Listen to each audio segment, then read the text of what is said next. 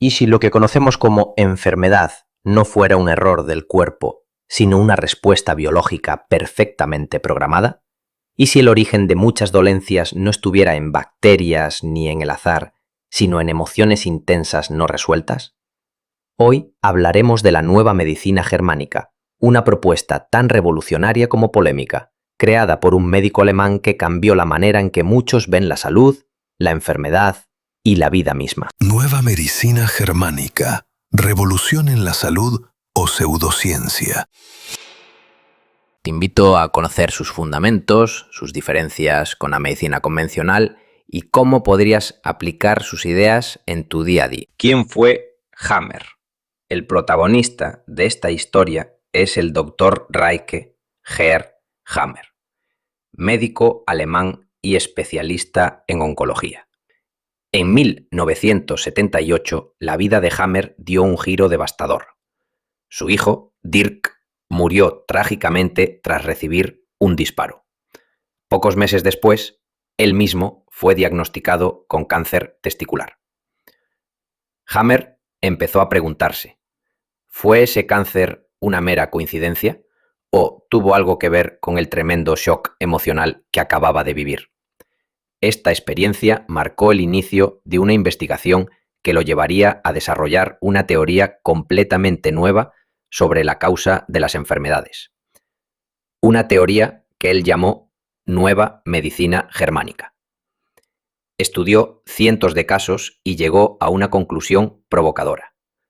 Toda enfermedad surge como respuesta a un conflicto emocional intenso, inesperado, vivido en soledad y sin resolver. A partir de ahí, formuló lo que denominó las 5 leyes biológicas, el corazón de su propuesta. Las 5 leyes biológicas. Primera ley, la ley férrea del cáncer. Toda enfermedad, no solo el cáncer, comienza con un choque biológico, un evento inesperado, muy estresante, vivido en soledad y sin poder expresarlo. Este impacto se manifiesta simultáneamente en 3 niveles: la psique, el órgano correspondiente y el cerebro. Hammer demostró que en tomografías computarizadas del cerebro podían observarse estructuras en forma de anillos concéntricos en zonas específicas del encéfalo.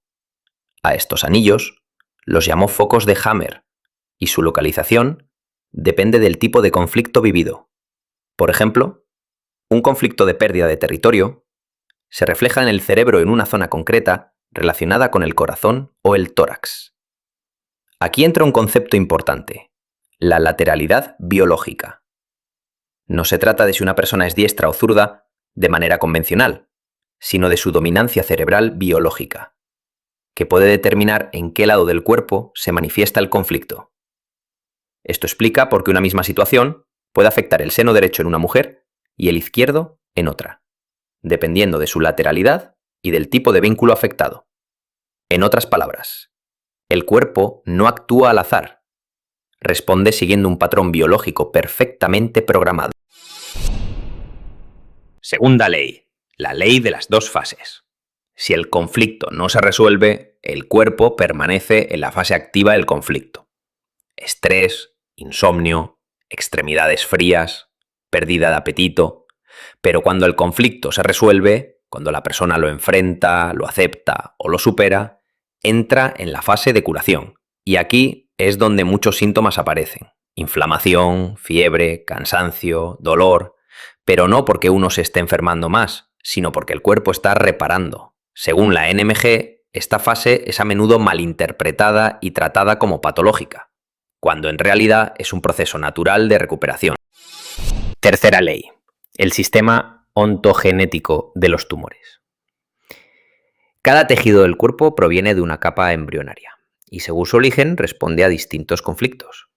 Por ejemplo, los órganos controlados por el cerebro antiguo, como el intestino o el hígado, reaccionan con proliferación celular, tumores.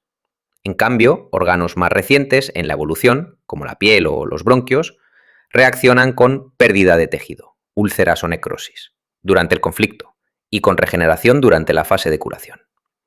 Esto, para Hammer, explicaría por qué no todas las enfermedades se comportan igual. Cuarta ley, El rol de los microbios.